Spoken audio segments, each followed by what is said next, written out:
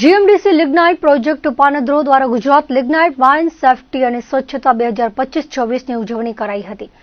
મહેમાનોના હસ્તે દીપ પ્રાગટ્ય કરીને કાર્યક્રમની શરૂઆત કરાઈ હતી. ત્યારબાદ શ્યામજી કૃષ્ણ વર્મા વિદ્યાલય વર્માનગરની બાલિકાઓએ સ્વાગત ગીત રજૂ કરી મહેમાનોનું સ્વાગત કર્યું હતું. કાર્યક્રમના અધ્યક્ષ આનંદ વિજય, મેનેજર માઇન સ્વસ્થાન GIPCL રહ્યા હતા. આ પ્રસંગે જીએમડીસી પાનદ્રો પ્રોજેક્ટના જનરલ મેનેજર H.G. દવેએ શાબ્દિક સ્વાગત કર્યું હતું અને માઇન્સ વિશે માહિતી આપી હતી.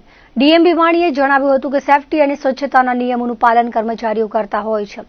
પાનદ્રો માઇન્સના મજૂરો અને કર્મચારીઓની સાથે ગામડાઓના આગેવાનોનો અને વિસ્તારના સરપંચ ગામજનોએ મોટા પાયે યોગદાન આપ્યું છે.